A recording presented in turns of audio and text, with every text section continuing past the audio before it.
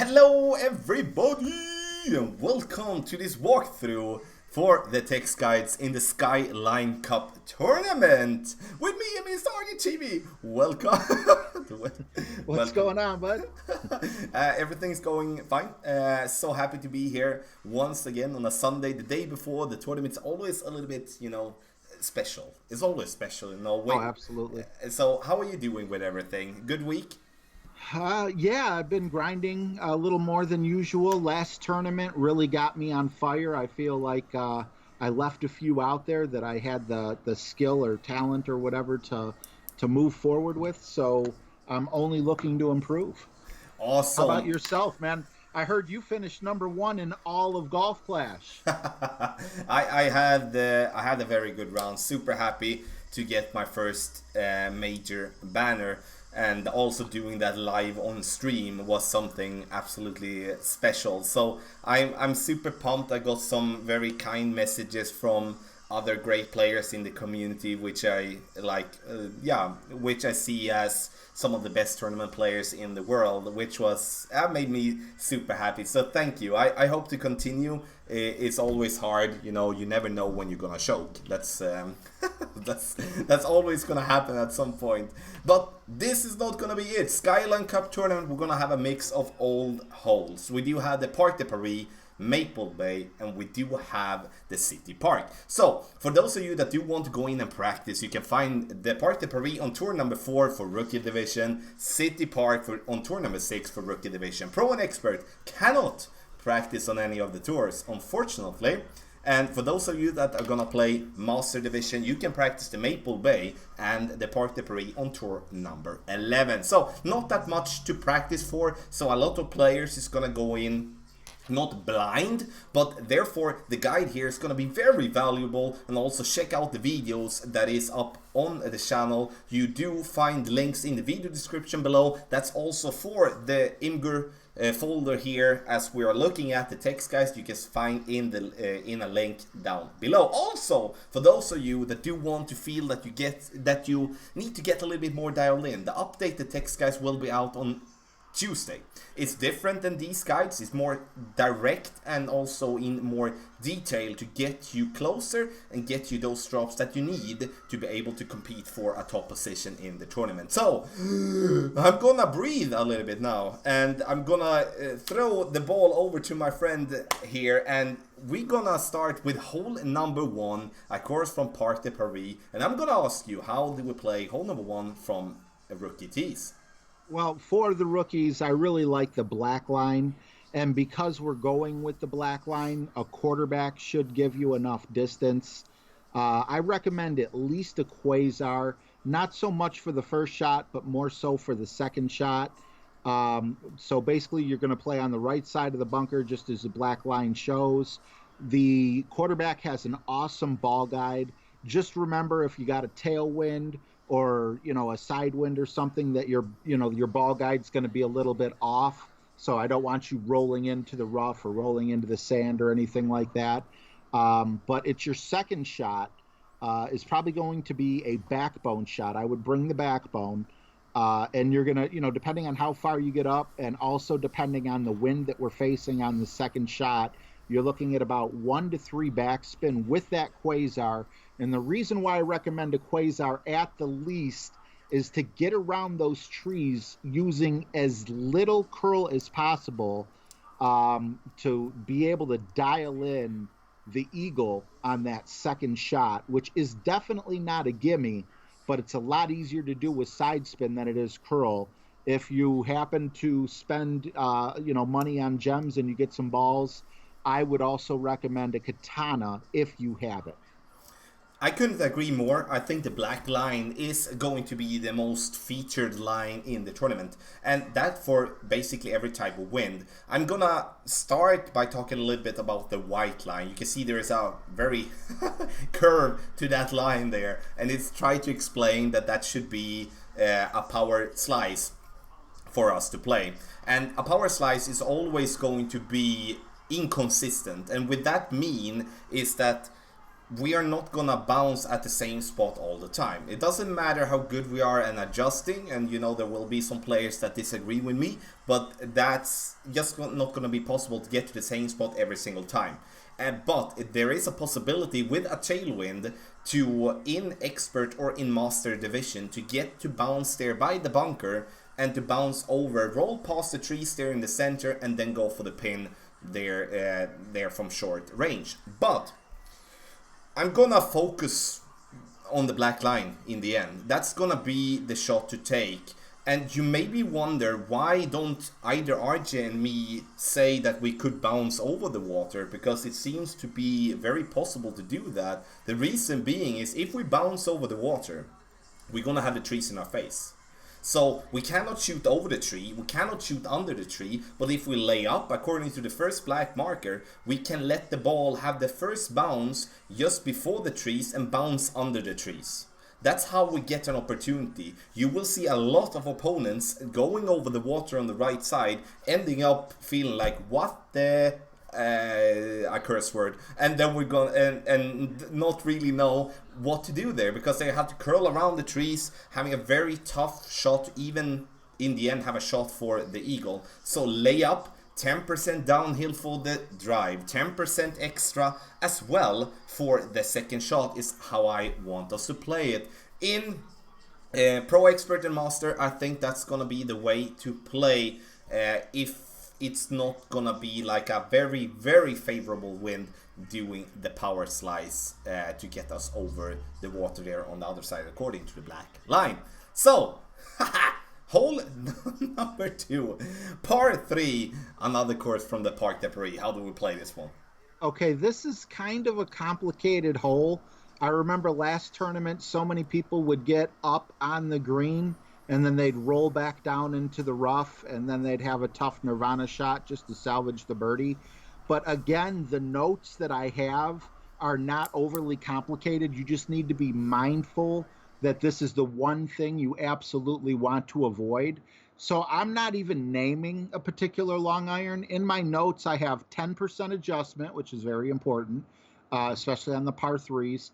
And then on top of that, it just says long iron with the best ball guide and a 40 backspin rating. So go through your clubs and make sure you have at least, now if you have 60 or 80 or, that's fine, but you're going to need some backspin. We don't know which way the wind's blowing. You may not use it all or whatever, but you want to have at least that. And my main thing is just make sure that when you're dialing in, trying to get close to that hole, make sure that you're up far enough on that fairway that you're away from the slope that wants to bring your ball back down, because most of the time you're going to end up in a hazard as opposed to ending up on the fairway and, just trying to hit it with a wedge. I'm going to continue on building to that when it comes to the backspin. I think that was perfectly said by you. That we need at least 40 in stat when it comes to the long iron. I would say the same when we play for Pro and Expert when it comes to our wood club, because here we're gonna play with our wood club when we're playing Pro and Expert, and there I would say that we need at least 50 to 60, because with a strong tailwind we do need a decent amount of backspin, and that would speak for having a sniper level 8 plus. But if you do have a lower level sniper with a strong tailwind, it could be better to play with a guardian instead, as having more backspin. Just as an example on how I'm thinking when it comes to the backspin here. We're gonna bounce according to the black line from second tee. Bounce up towards the pin and try to get that ball in the hole. 10% extra, as RJ explained, from the first tee. Gonna be applied from second tee, and also there from third tee. The only thing that's gonna change from going from second to third tee is that we, in tailwind, we're gonna play according to the white line. The reason I'm having that line there is because we have had this hole 2 times in a tournament. Both times we have had tailwind. And that has been for us to play according to the white line at the beginning of the fairway with a sniper with around 3 to 5 bars backspin and just bounce it towards the pin. That has been, actually I've dropped it one time, I didn't expect it, but it has been a possibility. If we do have a crosswind or a headwind in Master, then we're gonna play with a driver that gives us as minimum 70 in backspin, and that's gonna be a quarterback, minimum. If we do not have a quarterback in 70, like at least in level 9, then you're gonna play with a rocket and bounce yourself up towards the pin. Nonetheless, you know, this is gonna be a tough par 3 to dial in, as it is very bumpy. And we do have a green that could be acting a bit weird to us sometimes. A ball with a lot of wind resistance is preferred, but in the end you will be okay with other types of ball as well. But if you do have a Kingmaker, I would suggest playing that Master. You maybe could even play with a special ball, a wind 5 ball, to help yourself there with the wind. Not a must once again, but it is a suggestion. Hole number 3. Now we're gonna go to Maple Bay, and like I really like the Maple Bay holes. I'm really interested to hear my friend, how are we gonna play hole number 3? All right. Well, we're in agreement 100% on this, simply because you only got one line. There's no reason to go over to the right there, and that's why it's shaped like a Y. Why would you do it? I would go with an extra mile and a Titan. We are spoiled a little bit, as I believe there is 0 elevation on this shot. So for you people out there that, you know, don't really know much with the rings and go more by feel, that'll make things a little bit easier. But extra mile, Titan is the minimum I would recommend. If you have Kingmakers, you know, a Kingmaker could be used for your second shot to knock down the wind, depending on what type of wind we're facing. I know I'm talking to rookies, so a Titan is definitely usable as well. You're going to want to use as much topspin as possible to power through, whether you're going to hit the rough with your first bounce and kind of peter out there, or if you're able to jump over it completely. But you are going to want to end up at that second box there, if at all possible. Don't force it. Don't go overpowering or anything. If you're stuck at that first box because you don't have as high as an extra mile, it's better. You're better off, you know, laying up a little bit there, in my opinion. For the second shot, though, whether you can make it over or not, I do recommend the big dog.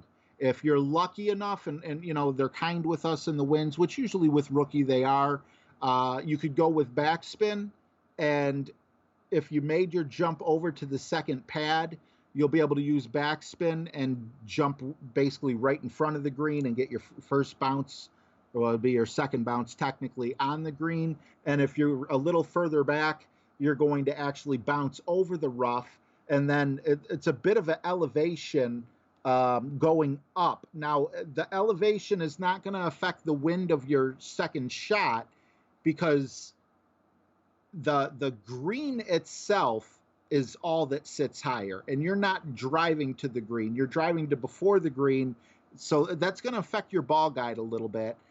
That's how I would play hole number 3. Is definitely a power 3 ball, an extra mile, and a big dog. 10% on your second shot downhill, even though the green is a little higher. I couldn't have said it better myself when it comes to playing the left route there, and I'm gonna continue on that for Pro and Expert as well. We're gonna play up there to the left, bounce over, gain as much distance as possible. Minimum power 3 ball, 0% elevation. Second shot, we can actually play with a sniper if we do have a sniper in a decent level. But have in mind here that if we bounce in the rough and roll out, it's gonna be a struggle for us if we are having a headwind, or like a crosswind with a headwind, to try to bounce before the rough and bounce over. So make sure that, like, if you feel uncomfortable with the drive, you're gonna pick the big dog to play, or a Cataclysm to play to bounce before the rough, to have the distance even if you go short with the drive. If you feel very comfortable with the drive, you pick the sniper and give yourself the pressure of having to make a decent drive all the time, but having a very good chance when it comes to distance not distant, very good shot for the albatross from distance if we do have the sniper as a second club as well. And there will be questions about playing down there to the right, because we played down there to the right in Master Division the last time. The only reason that was possible to do was because we do had clubs with a lot of curl, and that's the reason I'm leaving that one out for now. That might be featured in the updated text guides on Tuesday if the wind allows. But the only reason I would go down to the right would be if I'm having a club with a decent amount of curl. And with a decent amount of curl, I would say that I would like at least a 70 in stat when it comes to curl. There isn't that many drivers that do have that. And most likely just gonna be the Apocalypse, because the quarterback ain't gonna have distance enough. And then we come into a few amount of clubs that can be used for that particular shot. And I feel comfortable advising the left route. Then we can, if so, add that later playing on the right side. The positive thing to go on the right side if we get down there is that then we do have a more straight shot towards the pin with our sniper. I'm not saying that's the way to go with having an Apocalypse, but I want to mention that even though there is no line, because I know I'm gonna get questions for that as well. Master Division, you know, if you do have a headwind here, I don't really know what we're gonna do. I feel that's gonna be a way for us to lay up before the rough on the left side, going with the first black marker. I think that's gonna be the thing, and then try to do a bounce, a second bounce in the rough to roll out and maybe have a wedge. With any other type of wind, I don't see any problems with this hole in any form from any tee. I see more that we're gonna have a decent opportunity for an albatross here on hole number 5. Power 3 ball, I said it before, once again, important. I would say in Master, with a bad wind, like a power 4 ball could be very valuable here, in my opinion. So, RJ, hole number 4. This one, I enjoy this one. What do you think about hole number 4? I enjoy it, but I think we're going to enjoy it for different reasons. I always enjoy a rough bump, and this is a more difficult rough bump than most. A lot of people love rough bumps because it's so easy to get that ball guide aimed at the hole and you get it in the hole, and that's the reason most people use a rough bump. However, the only experience I have with this particular hole is going with the Goliath, almost the black line, except I take it up a little bit further. I actually find that maybe when I played this with in tour play, I was only able to find it on tour 10, and I had to do it with the sniper. So I'm not sure if that changes the spin, but with the sniper, I actually needed to use about 1 or 2 backspin. So with a Goliath, I'm not sure, Tommy, if you could let me know, or let them know, if with a Goliath, if you're going to do the rough bump, if you need, if 2 topspin in a wood is equal, or I'm sorry, backspin with the wood is equal to 3 topspin with an iron, or how that equation works. But you are also going to need to put some curl on this, which is what makes it a little bit more dangerous, especially if we have a side wind. So make sure you more than great proof this shot. Full right spin, definitely not full right curl, but just enough curl to try to get lucky to get it in the hole. What I'm trying to do is just get you up on the green for a putt and just calling this a birdie hole. Yes, and it is a tricky hole, and I think that's why I enjoy it, because dialing in a tricky hole is always a little bit more exciting, in my opinion. I would say here, when we play, like, just answer your question, like about the Goliath, like in my guide that I do have in the video, I do have 1.5 bar backspin as a backspin approach, and then I did have like a, let's call it 0 in wind, because it was 1 mile per hour from the front tee. So let's say 1.5, 2 bars of backspin, I would say be the spin for a Goliath shot from front tee, in my opinion. For the rough bump? No, not for the rough bump. Rough bump you need topspin, sorry. Then you need, if so, 2 bars topspin. If you're gonna play like before the rough, then it's gonna be backspin in the rough for a rough bump, topspin. At least that's the experience I have with it. I can't say I played the rough bump a lot, and I would say that the rough bump, in my opinion, is gonna be applied from Pro and Expert T. I would say it's gonna be applied from Pro and Expert T with wind left to right, or maybe with a straight crosswind. Any other type of wind, I would stay away from the rough bump if it is Pro and Expert. The reason for that is that we then have to go with a lot of curl to the right.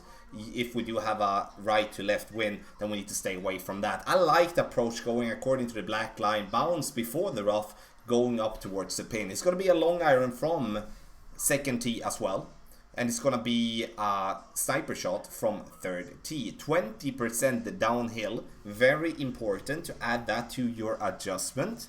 And here, once again, as it is a par 3, I would say go with the ball that gives you the most wind resistance. It's always easier, but you will definitely be able to play with other balls that doesn't have that much. Make sure that you do have at least a side spin 2 ball. We do need a side spin to the right with every type of approach. It doesn't matter what type of wind we are going to have.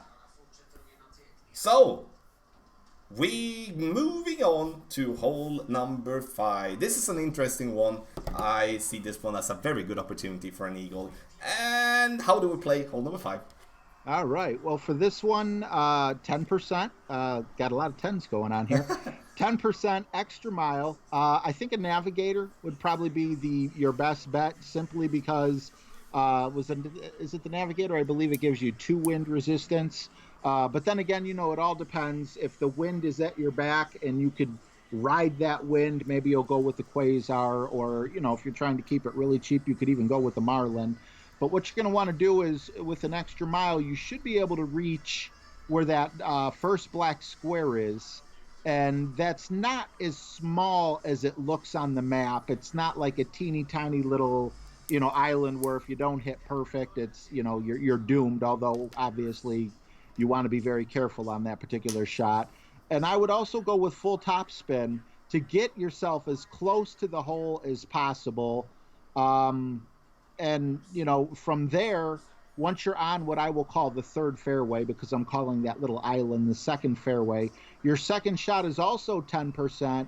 And depending on how far up you got, you can go with either a thorn or a backbone for your approach shot. Yes, and from second tee and also from third tee, we're going to start with the second tee. The same route applied as RJ described is going to be for Pro and Expert, mostly. So we do have the black line, and we're going to bounce over, gain as much distance as possible on the next fairway. And then, in my book, it is important that once you make your drive, you note down how far you drove. So how many yardage did you get from your drive? Note that down. Combine that with approach shot that you're doing to try to dial it in. I will go for the dunk if not the wind is like a complete straight headwind or something like that, because with a straight headwind that's gonna be a risk of going into the sand pit on the right side, but with any other type of wind I'm going to go for the dunk from distance. If we do have a tailwind, and I think I just have to mention this. I know we talked about it, me and RJ, before the stream. Like, if there is a straight tailwind here, there is going to be a possibility for you to get to green. But there is going to be 3 things that is possible to happen. 1, that you get the ball to green. 2, that you do get the ball in the water. 3, that you roll over the green and get into the rough on top of the green and having I would say a pretty tough rough iron from there to dial in. So it's basically giving you 66% chance in my book to stay away from the water, and 33% chance for you to get into the water, which is a risk I'm not gonna take. I tried this shot many times the last tournament we had this one, because we did have tailwind. And I went to the green, I went to the water, like basically almost 50-50. And I think those people that do have experience of this hole did have the same type of feeling. Sure, the club is important. If you do have an Apocalypse 567, which is going to be a pretty high level club for playing in either Pro and Expert, then you can definitely use that distance combined with a Power 5 ball. Then you can have a more easier way. But if we're talking in a general way, I would try to stay away from that just lay up, note down the yardage, dial that shot in, and I can almost promise that you're gonna feel more confident with that, as it's easier to replicate and having to go max overpower with your shot trying to go for green and risk a lot. Master T, we're gonna do the same, but the thing that we're gonna change there is that we're most likely gonna go with the white line instead of the black line, because we cannot reach as far as we can from second tee, obviously. Then we bounce with full topspin, going with around one ball of curl to the left, and we bounce ourselves over to the next fairway, and from there we do have the same type of approach as we would be in expert, like a thorn dunk or just a regular approach shot with our short iron. And you can see the second white marker isn't really perfectly placed. It should be higher up, so don't steer yourself blind on that place. But that was, I hope you got what I was trying to say. I'm not saying to not be aggressive, but we need to think like one step ahead, and we definitely don't want to go into the water. I see this one is going to be almost as close to be a must eagle if we're going to win the tournament, and then it's up to you. I'm not going to be responsible if you go into the water. That's not going to be the case, so it's up to you to decide. Can I elaborate on what you just said? It's funny that you said 66%, because in going through my previous footage to try to get ready for this tournament, I saw myself take this shot 3 different times, and guess what? It was the same exact percentage. One time I went into the water, 2 times I was able to make it over, but on both shots that I did make it over, it had to be luck. I did it with an extra mile, and I was just so close on one of my bounces going over the water. It truly was luck. I highly recommend against it, unless someone like Tommy or someone can really dial that in with some sort of perfection. 66% is not going to win you a tournament. No, and as you said as well, if someone finds something that gets that one dialed in, the problem with getting it dialed in is that the fairway is very bumpy. So I have a hard time seeing us being able to dial it in without having to rely on the luck in the end. But I love to be proved wrong, and we're gonna see what wind we're gonna have, and then we're gonna make the decision after that. I know I'm gonna be tempted when it is a tailwind, but but in the end, the more importantly, it is to win. Hole number 6. Now we go over to the city park. So how do we play hole number 6? This hole reminds me a lot of the previous 2 tournaments we did. Taking that black line, it seems like it was pretty popular to kind of have to jump over with some right spin and right curl over either a bunker or the rough, and that's exactly what the black line is showing. You're going to need the distance of the extra mile. I would also go with a power 3 ball here. I do have Titan, and I know we're talking rookie, but if you're going full board trying to win the tournament, I believe a Kingmaker can also be very helpful for the extra right spin on your drive, but then also to knock down the wind, both for your drive and also when you're trying to land on that pad and get it on the green for a possible albatross.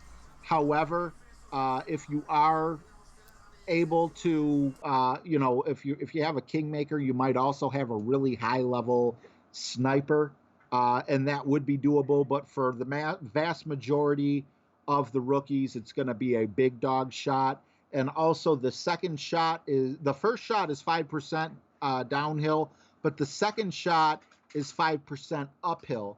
So you're going to want to make sure that you under adjust just a little bit. And then depending on the wind, jumping over the sand to the green with your big dog, or for that matter, just about any club, you're going to be looking at about 2 to 4 backspin.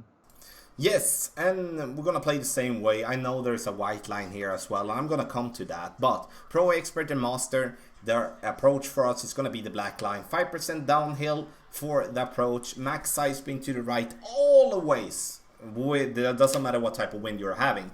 The only thing that's going to change with that when it comes to getting the ball down to the right is that we, with a right to left wind, is going to give ourselves 1 ball of curl outside the adjustment ring to the right, and we're gonna have, with a straight type of wind, we're gonna be half a ball of curl outside the adjustment ring to the right. With a wind left to right, I would stay away from curl, honestly, or just go with a little bit. Doesn't have to be anything, but a little bit is it could be good, especially with a low type of wind. And when I say low, I'm thinking like 5-6 miles per hour.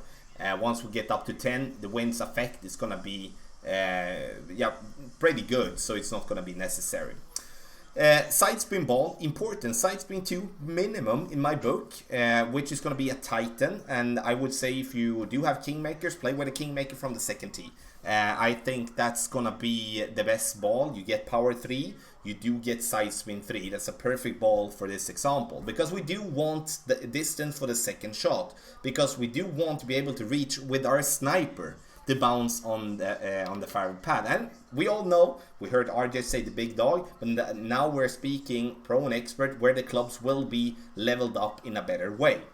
And therefore, a sniper, if it is in a level 7 plus, that's going to be a very good possibility with a power 3 ball to get that ball in the hole. All from 5 bars backspin down to 3 bars backspin, depending on the wind. Master T, if we do have a headwind, we cannot reach over to the right. We need some form of tailwind without having to go with overpower. If we do have a crosswind, we need overpower to do the same shot down there to the right. So if we do have a headwind in Master, we need to play up to the left, and then we need to try to get ourselves to the green from that position. That's going to be super tough, and it's most likely going to be putting ourselves in a spot where we'll have to lay up and rely on our wedge or short iron from distance to secure the eagle. And so we will see once again what type of wind. If every division is having tailwind, then we're not going to bother with the white line in any form. The only thing is headwind in Master from Master T is going to be playing according to the white line. Now we're going to go to the final par 3, City Park. And how do we play hole number 7? Very differently than we play from the second tee or the third tee. I kind of like this lineup here. It looks like for rookie, they cut us some slack. They made it so we can drive, if you want to call it a drive on a par 3. I guess it would still be a drive. You could use your backbone and Marlin. Again, Marlin, minimum ball, just to knock down that wind a little bit. If you have a wind 5 ball, go for it. Or if you want to use a wind 2 ball to make it the shot that much easier, what you're going to want to do is land directly on the green, right about where he shows the black square. And then with most clubs, with most backbones anyway, I should say, full back spin, and then aim your needle at the cup, and then adjust a little bit to the right because of a slope there. And you might get lucky and get it to drop in the hole. If you're going to use something like a Saturn or something like that, you might have to back off of your backspin just a little bit. The shot is also a 10% shot. Yes, and I would say for Pro and Expert T and Master T, and you're absolutely correct, it's going to be changed from how we play from the front tee. Because now we're going to back up, we're going to play according to the white line. From Pro and Expert T, we're going to play with a long iron. And we're going to play that one 10% extra. We're going to play all from 2.5 to 5 bars backspin, depending on the strength in the wind. Aim straight at the hole. I'm using the red ring by the rough line to the right there by the bunker with my Goliath, and using a 10% over adjustment, as I said from the beginning. Playing from Master T, if we do have a tailwind, we're going to play with a long iron there as well, using a power 3 ball. If we do want to stay away from using a long iron in tailwind from Master T, we need to play with a wind 5 power 0 ball, and then we can play with a sniper.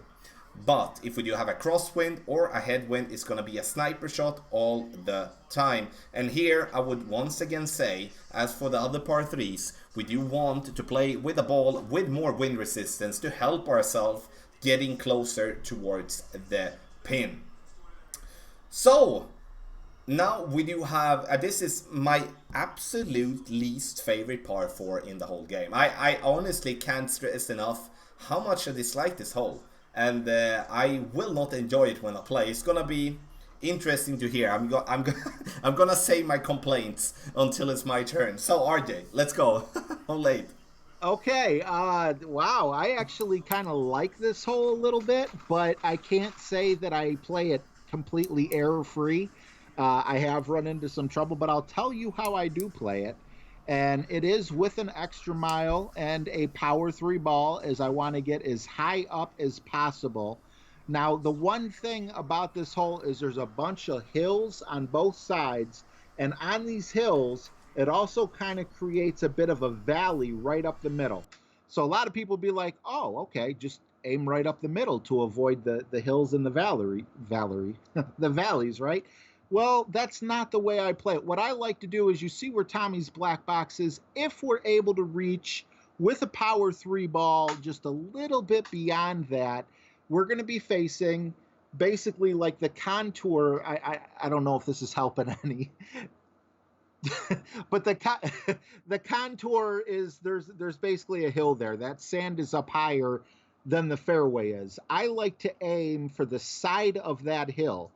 And on doing that, you want to put your top spin on, and you also want to put full left spin and full left curl to counteract the fact that you're hitting off the side of a hill, so you don't go bouncing all the way over to the right. Now, you don't want to go crazy. I think about a quarter, depending on the wind, of course, but generally with neutral wind in rookie, which is what we'll normally be facing, about a quarter left curl is going to be enough to counteract that hill from having you bounce over. Be careful not to hit the top side or the front, the portion of the hill closer to you that's going uphill, because that's going to create a really high bounce where you lose a control. And also be careful not to hit the downside of the hill, because that's kind of like a minor fringe glitch. You have no idea in which direction the ball's going to flex out from there. So I like aiming for the side of the hill with the curl and the side spin. Be careful, though, that you don't go rolling into the sand trap or the rough. So about 4 top spins should be plenty. That should keep you on the fairway and put you right about where that black box is, setting you up for a second shot. And I actually have the big dog in here for our second shot. Once you get the first shot done, you're pretty much you're in the clear for your second shot. Now, because it's a big dog, there's not a very high percentage of what would it be? It would be an eagle here, but you can safely get it on the green with about 1 to 2 top spin to be able to bounce over the rough and get up. Once again, we got that green sitting a little higher up, and you want to stay on that hill for your birdie. And if you have a high enough level, you're not going to have a high enough level for a sniper. So that's how I would play that hole. Yeah, there was a lot of careful in the words that you use. So, and that's the reason why I don't really enjoy this. And please, don't, if you do like it, don't be afraid in any form. It all comes to that. Some holes you like, some holes you dislike. That's just how it's going to be. From second tee, we're going to try to do the same thing as explained from RJ. We do want to bounce on the fairway, keep ourselves on the left side as it slopes slightly to the right. And we do want to find one of the holes. I call it holes because I don't know the language well enough to explain that type of way. But see the black marker, like in between either the middle 2 bunkers or the 2 top bunkers is where I want our ball to land. And that's gonna require a different amount of topspin, all from 6 bars topspin down to 4 bars topspin depending on the wind. I do always play with max left side spin as much as I can, and I play with a power 3 ball. Power 3 ball not so much for the drive, but for the second shot, if we in some way get a very bad bounce and go short. If we do have a straight tailwind, I would suggest that you pull out a power 5 ball and go nuts. Go nuts to actually gain as much distance as possible to bounce yourself past all the bunkers and go into the rough. And that might sound super weird, but it's a way to take away the risk of getting in any of the bunkers and in the rough, because I do feel that this is not, even if we make a perfect drive, this is going to be a very, very tough shot to get an eagle on. Then it could be with a very good wind in our back, a way for us to just safe, like, or just play it in a very safe way and get it to the green. If you're going for that shot and you're going to feel that you're going to be in the rough a lot of times, play with the machete or with the Amazon as a rough iron with a lot of backspin, so you're not finding yourself there and having a tailwind to the green and you're not having backspin enough on your lower level Nirvana or any other rough iron. So that's important as well. Master T, here it's gonna be, we're gonna see some pars here from the third tee. I'm 100% sure of that. Hopefully I'm not gonna be the one or one of them. I'm going to go max topspin, gain as much distance, same type of way as for Pro and Expert T. A good tailwind, then we're gonna try to dial some sort of shot in that we can get ourselves past everything, have a rough iron towards the pin. If everything goes well and we lay up, then I would actually play with a sniper to bounce ourselves up to the green using the ball guideline, try to dial it in. But as for bouncing on the fairway up to the downhill or the uphill slope there by the green, it's gonna give you also some sort of inconsistency. I made one eagle on this one and we had it in 5 or 6 tournaments or something like that. So it is a very tough one to dial in. Hopefully you're gonna do it, and I hope I'm gonna get at least one maybe in the tournament when I'm gonna play. 10% downhill for the drive, 0 for the second shot. Last about yes. You said that was one of your least favorite holes. Yes. Is it the drive, or is it the approach shot, or is it a combination of both? I would say the drive, because the drive there isn't a way in my book to get the ball to bounce at the spot and then act the same all the time. Ah, gotcha. It's a consistency thing. Yes, and I don't like holes like that, because then I feel it's down to luck. And sometimes you have luck, sometimes you're just unlucky.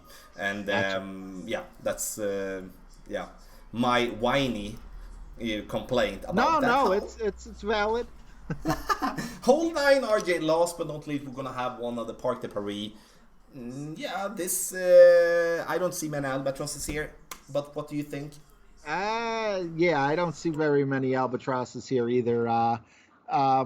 Especially in rookie. In rookie, this is definitely an eagleable hole, but that's it. I wouldn't ask for much more. We're actually looking at a 25% elevation change, and we're looking also to go with, I would like a Kingmaker. And the reason I like a Kingmaker here is look how skinny that fairway is that we're going to be aiming for. In all likelihood, with a lower level extra miles that we have, we're not going to be able to actually jump over the sand there. So you're going to need to put a bunch of topspin on. I would even say there's a possibility of a big topper here. I'll let you elaborate on that, on whether I'm crazy or not, because I know the accuracy isn't so good for such a skinny fairway. But we want to get up there as far as possible to make our second shot. I'm thinking we're going to have to follow that black line and most likely use that portion of the fairway to jump over the rough and try to get in close enough for a very short wedge or a putt for the eagle. Yes, like I was nodding my head, just realizing that you cannot see me. So when you said the big topper, the big topper is an excellent club to play in rookie, but we need to have it unlocked, of course. I would say a big topper and a power 5 ball would be absolutely splendid for rookie, but it also would be good for pro and expert in tailwind. Because with a power 5 ball, we can reach with our big topper, if it is a level 3+, we can reach without having to overpower. That we could use if we do not have, let's say, like a Thor's Hammer 5 or 6, where we do have a decent amount of topspin, or maybe an Apoc 4, 5, 6, or 7. A big topper power 5 ball bounce before the rough, use that skinny fairway to roll down there towards the middle. I would say with in-between tail and crosswind, that could be a very good club, a very good situation, like a very good selection to go with. But it does require that you do have a power 5 ball, berserker ball. Please do not use any snow globes. The wind is going to be crazy for you for the approach. The drive is going to be 25% downhill. That's a lot, but super important that you do have in mind, because the ball will otherwise not go where you want to, and that's going to be a problem. That's always going to be a problem when it doesn't act as we want to. If we get it over 5% uphill for the approach towards the pin.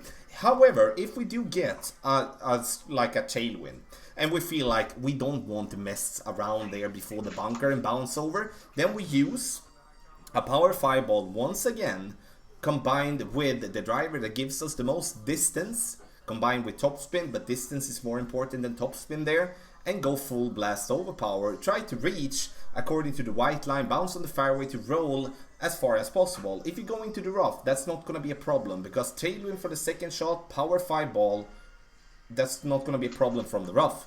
If you also want to go with a more like, I would say, like, I'm not that for power hooks and power slices. Everyone that watched the channel knows that I only do that as a last resort, or if we get to gain a very good advantage from doing so.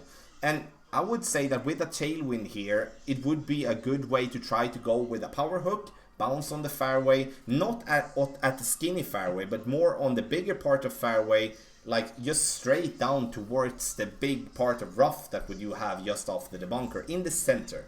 To bounce there, as much left side spin possible and top spin, and try to get the same type of result there. And now I'm only talking about tailwind, and that's fine, I guess. But with a headwind, it's gonna be a problem. We need to bounce over to be able to have a shot for the pin. That's like, or at least, or let's say like this, to be able to have a shot for the green. Because if we do have a headwind, the ball will of course not roll as far as we normally get when we have a tailwind. We have a compressed ball guideline in headwind, and the ball is gonna stop sooner, gonna be a problem. With any form of headwind on this hole, play with a Cataclysm or Big Dog as your second club. If you do have a tailwind, I would put the sniper in my bag to actually use the accuracy and the ball guideline. Master T, if we do have a headwind, you cannot reach over the rough and the sand. That's gonna be a major problem. So then we're gonna have to find a way to dial it in from distance. I do not hope that that's gonna be a problem. I do not hope that that's gonna be the case, that we get headwind in Master. But other than that, we're gonna play the same type of way. I would say for those of you that do have power 5 balls, you're going to have an advantage over the other players that might have just power 1, power 2 balls and very little power 3 balls. Minimum power 3 ball on this hole with any type of wind in my book. And it's going to be a tough one. Take the eagle and run to just make your mark on the scorecard, I guess, or at least for the back 9 or something like that. So yeah, that was it. You know, I've been thinking when you have been talking, RJ, like I was going into like what type of general score do we see to be, because we always get that question. Yeah. And should we try to maybe answer that, what we do believe to be the winning score, not like for 9 holes or something? Like, I see you, it's coming smoke off your head there, so I see you're thinking about. So I'm gonna go and say that I feel that we're gonna see 28s win in pro, like 26 to 28s in pro. In expert, I think we're gonna see 27 to 29. I would say that's like a 13-14. It's gonna be hard to get the drops. I see hole number 5 as almost a must. Then of course we're always gonna dial in some of the par 5s are very tough to get something extra. Master, 28. I hope it's gonna be enough, I'd say. But this one is not gonna be the scores that we had in previous tournaments, I believe, at least. What do you think? I'm adding it up. Minus 35. No. 22. Honestly, for rookie first place, maybe a minus 27 with some drops here and there. But I'm also equating this out to people who are not on rookie with the extra mile 7 and things like that. So there are definitely, if you play conservatively on some of these holes and don't go for the power slice hooks like on hole 5, and you really take your notes, you watch the videos from Tommy and all the other streamers and dial these shots in. I think for those people who are ready to make the leap from rookie to pro, a minus 27 could potentially get you gold in your bracket.